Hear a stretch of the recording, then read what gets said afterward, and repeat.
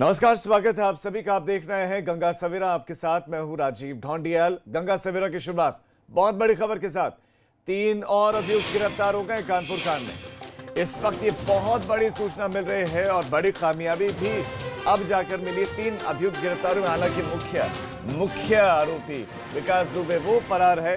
Kanpur shootout में police की भूमिका पर सवाल पहले से ही है। आईपीएस अमिताभ ने डीजीपी से निष्पक्ष जांच की मांग की है और आईपीएस अमिताभ ये बात कह रहे हैं। उन्होंने डीजीपी से निष्पक्ष जांच की मांग की है। शहीद सीओ की लिखित शिकायत को लेकर सवाल उठे हैं। एसएसपी अनंत की भूमिका पर जांच की मांग की गई है। ऑपरेशन विकास में नाकामी है। लखनऊ अधिकारी ऑफिसर वापस लौटे हैं। ये भी बड़ी जानकारी आपको दे दें तो विकास को कौन बचा रहा है? विकास दुबे कहां है? विकास दुबे क्यों गिरफ्त से बाहर है? क्या विकास दुबे को अभी भी पुलिस वाले मदद कर रहे हैं? ये सवाल लगातार है। क्या सफेद पोश कोई है विकास के पीछे? ये बहुत सारे सवाल हैं, लेकिन इन सवालों के जवाब देगा कौन? सवाल ये कि जब भूमिका पुलिस की ही संदिग्ध है, जब भूमिका पुलिस की ही सवालों में, तो ऐसे में जवाब भी पुलिस को देना है। तो कैसे यकीन किया जाए कि वो सही जवाब देगी या सही जांच करेगी? जिस विकास दुबे को अब तक बचाते आए अधिकारी, अब तक बचाते आए पुलिसकर्मी, पुलिसिया कार्रवाई की जानकारी उसको देने वाले पुलिसकर्मी, तो ऐसे में कब तक और कैसे पकड़ा जाएगा? कैसे यकीन किया जाए? अब सवाल उठने लगे हैं। भरोसा डगमगाने लगा है लोगों का। लोगों को अब डर है कि कहीं इस तरह के न जाने कितने विकास प्रदेश में बनाए गए होंगे और ऐसे अगर विकास बनते चले गए तो फिर उनके भविष्य का क्या होगा?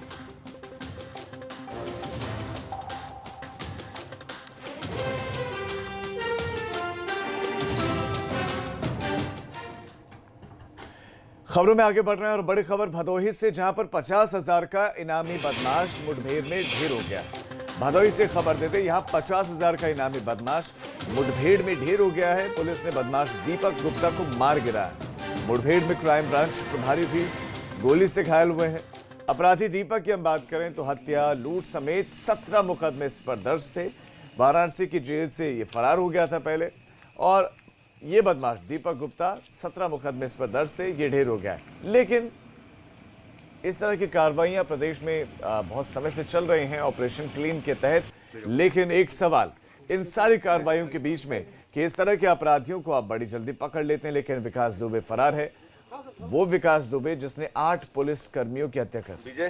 रोहित हमारे संवाददाता इस खबर पर और ज्यादा जानकारियों के साथ जुड़ गए। रोहित, 50,000 का ये इनामी बदमाश दीपक बताया जा रहा है। किस तरह का आपराधिक इतिहास इसका रहा? कितने बजे मुठभेड़, कहां पर, कैसे पकड़ा गया है? ये बताऊं, ये सूर्यावा क्षेत्र के चकिया गांव के पास का घटना है। ये रात 1:30 बजे की घटना है। ये अपराधी जो एक आदमी के एक साथी के साथ बाइक से जा रहे थे। पुलिस चेकिंग कर रही थी। पुलिस चेकिंग के दौरान जब पुलिस ने गाड़ी की रोकी तो अपराधियों ने ताबड़तोड़ गोलियों की फायर कर दी। इसमें पुलिस ने बचाव करते हुए फायर किया, जिसमें एक अपराधी जो दीपक गुप्ता नाम है उसको गोली लगी और उसको अस्पताल जब भेजा गया तो वहां उसकी मौत हो गई। वहीं अन्य साथी उसका एक फरार हो गया। जी रोहित, आपका इस तमाम जानकारी के लिए धन्यवाद।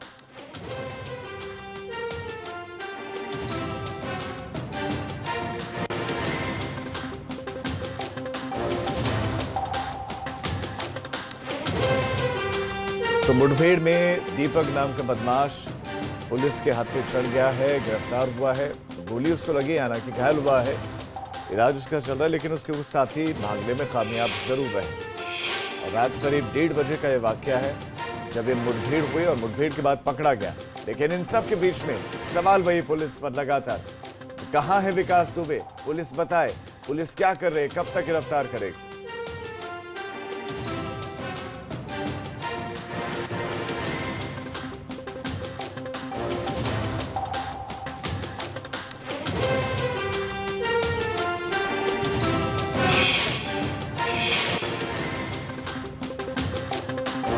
तो 50,000 का इनामी बदमाश मुठभेड़ में ढेर हो गया है। सिर्फ कानपुर कांड से ही मुश्किलें नहीं है, बल्कि परेशान तो कोरोना के कहर ने भी हद से ज्यादा कर दिया। हालात दिन पर दिन बेकाबू होते जा रहे हैं। एक दिन में कोरोना के 933 मामले सामने आए और 24 लोगों की मौत हो गई। अब तक 27,707 लोग कोरोना संक्रमण की चपेट में आ चुके हैं, जिनमें 718 अभी भी एक्टिव हैं, यानी कि जिनका इलाज चल रहा है। ऐसे केसेस 8,718 हैं। डराने वाला मंजर कई जिलों से देखने को मिल रहा है, कई जिलों से सामने आया, जिसमें राजधानी लखनऊ भी है। लखनऊ में भयावह हालात होते जा रहे हैं। कि मेरठ की बात करें, गौतम बुद्ध नगर को देखें, कानपुर की बात करें, तो यहाँ पर भी स्थिति ज़्यादा अलग नहीं है। हाल यहाँ पर बेहाल। लेकिन इस कोरोना के दौर में भी डॉक्टर्स लापरवाह बने हुए हैं। लखनऊ के लोहिया संस्थान से खबर आई है कि प्रसव पीड़ा से जूझ रही एक महिला को तुरंत भर्ती करने के बजाय लाइन में लगा दिया। शर्मनाक है। ऐसे में सरकार के सामने अब चुनौतियां बढ़ती जा रही हैं। और इस खबर पर और ज्यादा जानकारी के साथ हमारे संवाददाता अनुभव शुक्ला हमारे साथ जुड़ गए हैं। अनुभव, आंकड़े तो आप बताएं दर्शकों को कि किस जिले की स्थिति कितनी बदहाल है और उन जिलों में स्थिति सुधारने के लिए क्या किया जा रहा है, और साथ ही साथ जो अस्पताल की लापरवाही उजागर हुई है, जरा वो भी दर्शकों के सामने रखें कि डॉक्टर्स जिनकी तारीफ, जिनको सम्मान पूरा विश्व दे रहा है, हम भी दे रहे हैं, लगातार दे रहे हैं, लेकिन कुछ डॉक्टर्स ऐसे हैं जो शायद सम्मान के हकदार नहीं है।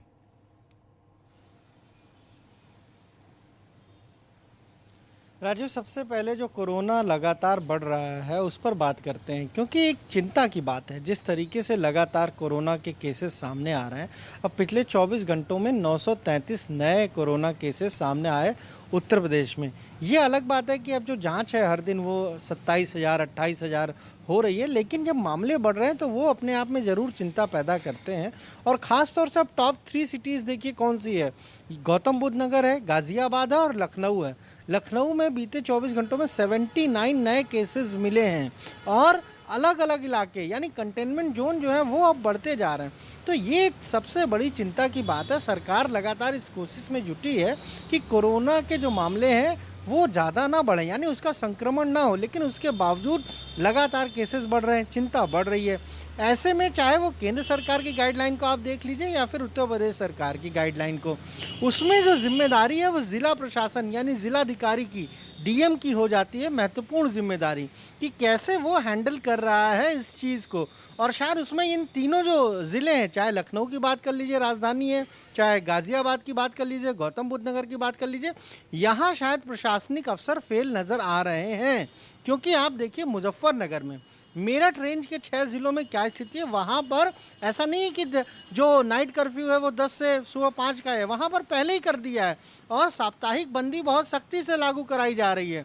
इसके अलावा मुजफ्फरनगर में तो जब चिट्ठी लिखी मंत्री ने तो प्रशासनिक अफसरों ने खुद पहल करते हुए वहाँ लॉकडाउन कराया, उसका वहाँ थोड़ा असर भी दिख रहा है। इसी तरह मऊ में आप देख लीजिए, वहाँ के भी जिलाधिकारी ने जब ये देखा कि केसेस बढ़ रहे हैं तो अपने स्तर पर विशेष तौर से लॉकडाउन के लिए कहा, दुकानों को बंद कराने को कहा। झांसी के डीएम आंद्रे वामसी, उन्होंने भी जब मामले बढ़ने लगे तो अब कहा है कि जो कुछ बाजार हैं उनको पूरी तरह से बंद करने को कहा है। तो केंद्र सरकार और राज्य सरकार ने अब जिम्मेदारी ज़्यादातर ज़िलों के जो अफसर हैं, जिला प्रशासन है, उसके ऊपर छोड़ा है। ये उनकी जिम्मेदारी हो जाती है कि किस तरीके से वो इसे हैंडल करेंगे। लगातार अगर इसी तरह मामले बढ़ते रहेंगे तो आप सोचिए कि संक्रमण का खतरा और बढ़ जाएगा। अनुभव, पहले लखनऊ में 20-21 कंटेनमेंट जोन होते थे, जो ये आज की जिले तारीख में उनकी हैं, संख्या यहाँ 60 पर हो गई। कोरोना का संक्रमण जो बढ़ रहा है, इसके पीछे के जो प्रमुख कारण है वो आप क्या आ रहे हैं? क्या यही है जो रियायत मिली है, उन रियायतों में लोग खुद भी जो है लोग लापरवाह बने हुए हैं, लोग भी नहीं समझ रहे हैं?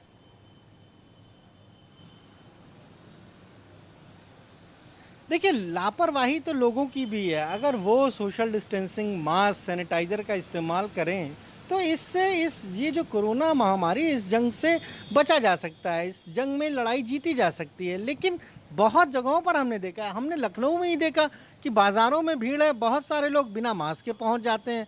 दूसरा, देखिए, जब ये कहा गया था अनलॉक में या लॉकडाउन में जब छूट दी गई थी कि जो भी ऑफिस खुलेंगे, दुकानें खुलेंगी, वहाँ पर सब जगह कुछ खास इंतज़ाम होंगे, जैसे सैनिटाइज़र की व्यवस्था होगी, थर्मल स्कैनर होगा। तो बहुत सारी जगहों पर उसकी अनदेखी हो रही है। लखनऊ की आप बात करिए, बड़े बड़े मॉल्स हैं लेकिन वहाँ पर कोई खास इंतज़ाम नहीं है। कहीं पर सैनिटाइज़र टनल आपको नहीं मिलेगी, बड़ी बड़ी शॉप्स हैं लेकिन सैनिटाइज़र टनल नहीं मिलेगी। तो ये नियमों की भी अनदेखी हो रही है और इसीलिए हम कह रहे हैं कि यहाँ पर प्रशासन के अफसरों की जिम्मेदारी बढ़ जाती है, डीएम्स की जिम्मेदारी बढ़ जाती है, उनको देखना है। इस वक्त उनके पास सबसे बड़ा चैलेंज तो कोरोना को रोकना ही है। उसके बावजूद इस तरह के अगर केसेस बढ़ रहे हैं, अब जिम्मेदारी उनकी बनती चुनौती है और ये सरकार को भी देखना होगा कि आखिर इन 4-5 जिलों में ही मामले ज़्यादा क्यों बढ़कर आ रहे हैं। राजीव, बिल्कुल बिल्कुल चिंताजनक बात है। अनुभव, आपका इस तमाम जानकारी के लिए धन्यवाद। लॉकडाउन लगा, पहला लॉकडाउन, तब से ही, जब से कोरोना का ये संकट शुरू हुआ है, तब से ही एबीपी गंगा आपसे अपील कर रहा है कि आपकी जिम्मेदारी ज़्यादा बड़ी है। प्रशासन की जो जिम्मेदारी है उससे कहीं ज़्यादा बड़ी जिम्मेदारी आपके ऊपर है, क्योंकि कोई उपचार नहीं, कोई इलाज नहीं है। मास्क पहनना है, आपको सैनिटाइजर इस्तेमाल करना है, यही बचाव है। तो बचाव ही इससे बचना अगर आपको है तो उसके लिए बचाव आपको अपनाना होगा। तो ऐसे में ज़रूरी है कि आप नियमों का पालन करें। खबरों में आगे बढ़ रहे हैं। उत्तर प्रदेश सरकार के लिए कोरोना चुनौती बना हुआ है। कोरोना के चलते बिगड़ी खजाने की सेहत को भी सुधारना अब शुरू हो गया है, लेकिन इस सुधार के बीच में कोरोना से हालात खराब होने लगे हैं और रेवेन्यू बढ़ने के साथ साथ कोरोना इसकी रफ्तार से मुकाबला करने लगा है।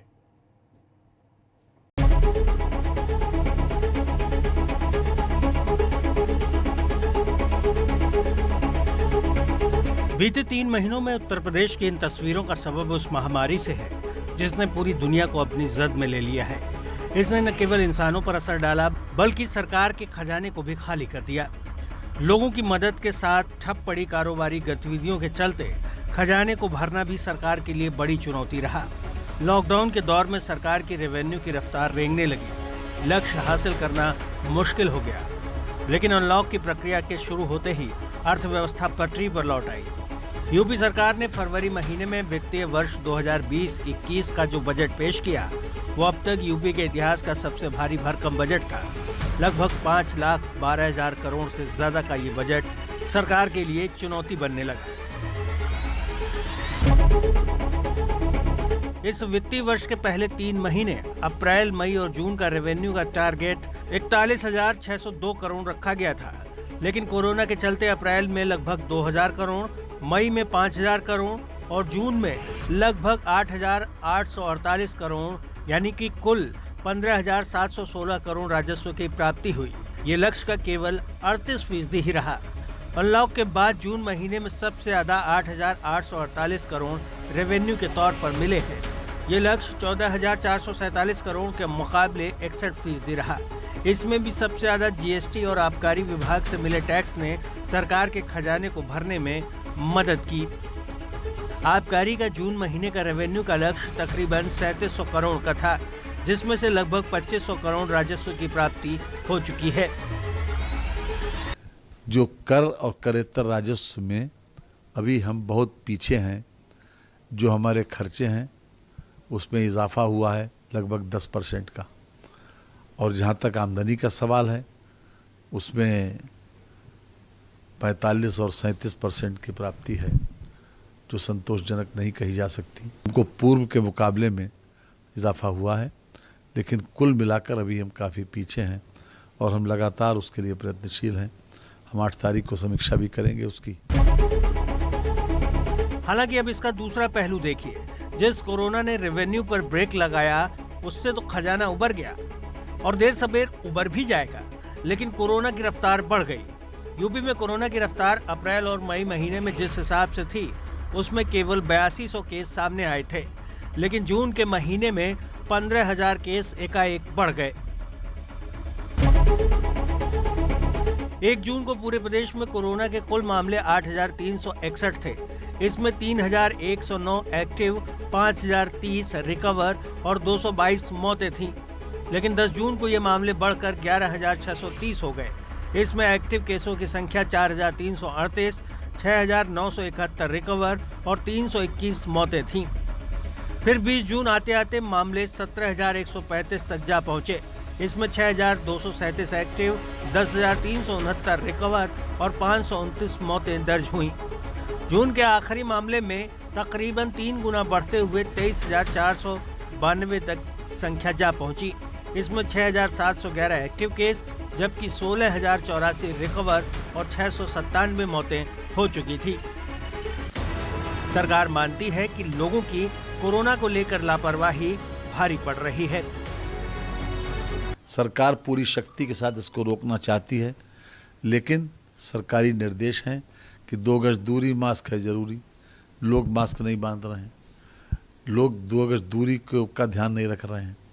तो जब जिस बात के लिए हम बरसात में निकलते हैं तो रेनकोट पहनते हैं, छाता लगाते हैं।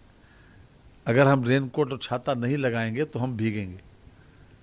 तो ये एक नेचुरल फिनोमेना है। ऐसे लोगों पे कार्रवाई करेंगे जो सरकार के नियमों को नहीं मान। निश्चित रूप से इन लोगों को ज़्यादा सोचना चाहिए, इनको आत्मनिरीक्षण करना चाहिए कि उन लोगों की लापरवाही की वजह से हमारे देश का, हमारे प्रदेश का कितना बड़ा नुकसान हो रहा है। हालांकि विपक्ष अभी भी सरकार की दलीलों से संतुष्ट नहीं है। उसका मानना है कि जब सरकार को कोरोना के खिलाफ जंग लड़नी चाहिए थी, तब सरकार नमस्ते ट्रंप कर रही थी। जहाँ तक सवाल कोरोना पेशेंट के बढ़ने का है, तो जब देश के सरकारों को कोरोना से लड़ने का इंतजाम करना चाहिए था, तब देश के माननीय प्रधानमंत्री जी वेलकम ट्रंप कर रहे थे, नमस्ते ट्रंप कर रहे थे। उसी ट्रंप के माध्यम से सबसे ज़्यादा कोरोना इस देश में आया और आज पूरे देश में ऐसा फैल गया है कि पूरे देश को अपने आगोश में ले लिया है। तो इसके लिए भी बीजेपी सरकारें जिम्मेदार हैं। जाहिर है कोरोना को लेकर पहले भी सरकार 2 मोर्चों पर लड़ रही थी। सेहत के मोर्चे पर जब मामला संभाला तो खजाने की हालत बिगड़ने लगी।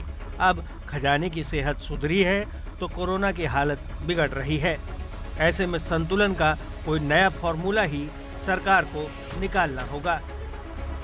लखनऊ से अनुभव शुक्ला, एबीपी गंगा। खबर अब कानपुर देहात से, जहां पर घर में 2 शव मिलने से सनसनी फैल गई। संदिग्ध हालत में पति पत्नी के शव कानपुर देहात में मिले हैं। ये बड़ी खबर कानपुर देहात से।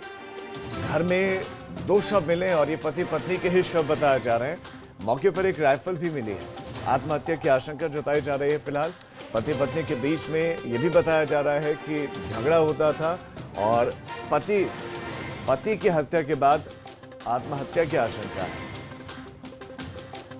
रूरा थाना इलाके के बनीपारा जिनई गांव की ये घटना है। जिनई गांव की घटना है जहां पर पति और पत्नी का शव मिला है और वहां पर राइफल भी एक मिली है।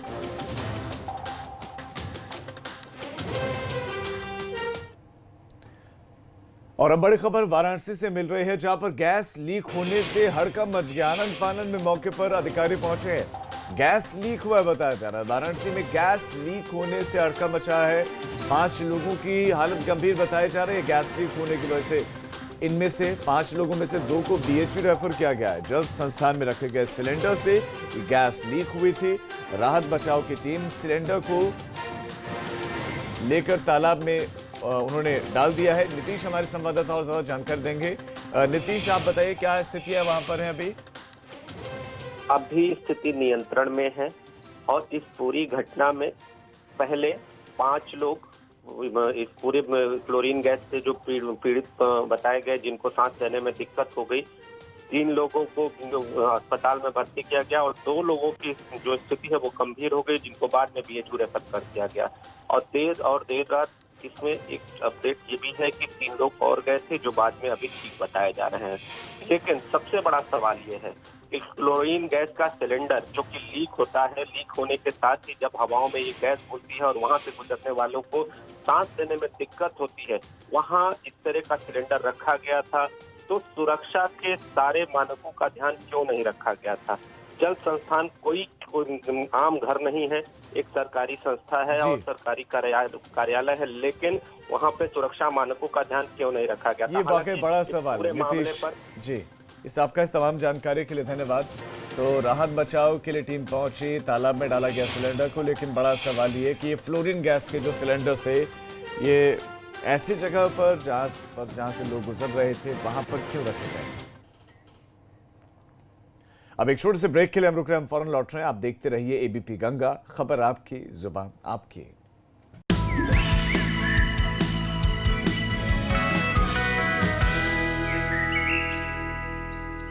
धान की खेती के लिए सिंजेंटा का वरदान वोटाको दानेदार। धान के पौधों को तना छेद कीटों से बचाए, जिससे मिले अधिक किल्ले, सुरक्षा भी, शक्ति भी, सिर्फ वोटाको से। जब पसीने वाली खुजली सताए तो आप न रह पाए, इसलिए अपना ये एंटी फंगल पाउडर अब्सॉर्ब। इसका डबल एक्शन फॉर्मूला पसीना कंट्रोल करे, खुजली रोके। तो अब खुजली नहीं, अब्सॉर्ब करो। अब पढ़ने के लिए नया कंप्यूटर भी मिलेगा और डोसे के लिए नया पैन भी। क्योंकि अपनी दुकान में मिलेंगे आपकी जरूरतों के सारे सामान पूरी हिफाजत के साथ। बताइए क्या चाहिए? Amazon, आपकी अपनी दुकान। वीको टर्मरिक क्रीम, इसमें है हल्दी और चंदन के गुण जो कील मुहां से दूर करे और दे नेचुरल सुंदरता। वीको टर्मरिक क्रीम 24 कैरेट सौंदर्य दे सोने जैसा निखार। MDH का किचन किंग किचन में हो तो हम सब कुछ बना सकते हैं। MDH किचन किंग मसाला, लाइक मैजिक।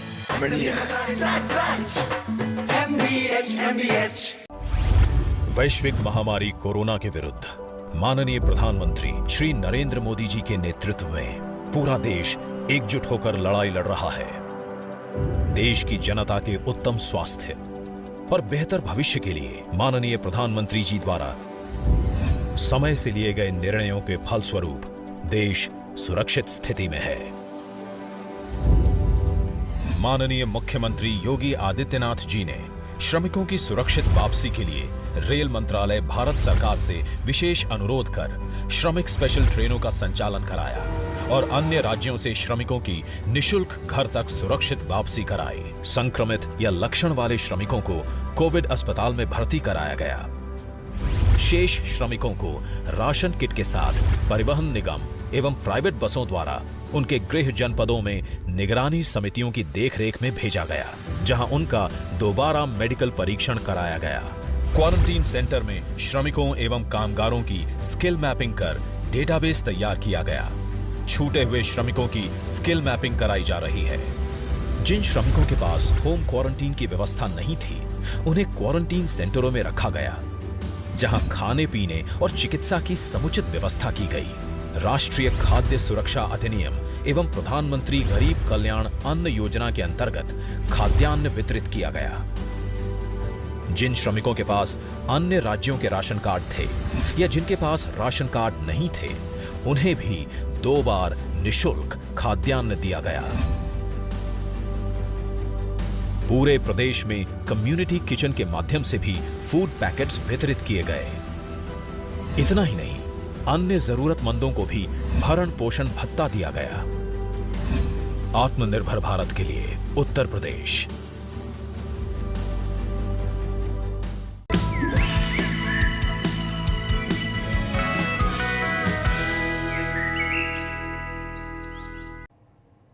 ब्रेक के बाद आप सभी का स्वागत है।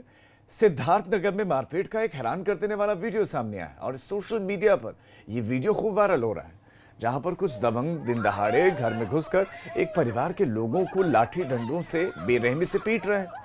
इस दौरान उन्हें जो भी बचाने आता है वो भी इस दबंग का शिकार होता है।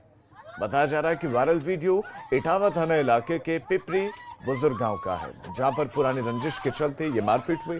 फिलहाल पुलिस ने मुकदमा दर्ज कर 3 लोगों को गिरफ्तार कर लिया है।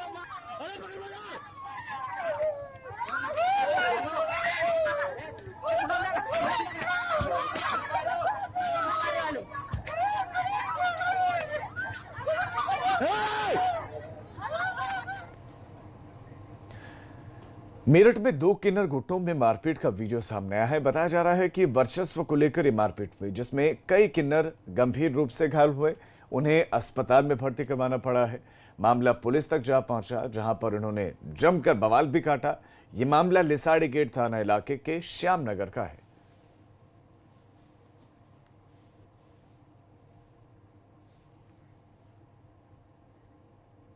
अब खबर ताजनगरी आगरा से है। यहां पर गाड़ी ओवरटेक करने के दौरान हुई कहासुनी मारपीट में बदल गई। मामला आगरा फिरोजाबाद हाईवे पर नोएडा एक्सप्रेसवे कट के रिलायंस पेट्रोल पंप के पास का है, जहां जिला पंचायत अध्यक्ष राकेश बघेल और उनकी अर्धली पर मारपीट का आरोप है। आरोप यह है कि कार सवार राकेश बघेल ओवरटेक करने के दौरान एक बाइक सवार की उनके बीच में सड़क पर ही पिटाई उनकी करवा दी। बाइक सवार की पिटाई करवा दी इन्होंने। पीड़ित युवक का नाम कुलदीप है, जो टुंडला का रहने वाला है, और पीड़ित युवक ने छलेसर चौकी पुलिस पर भी गंभीर आरोप लगाए।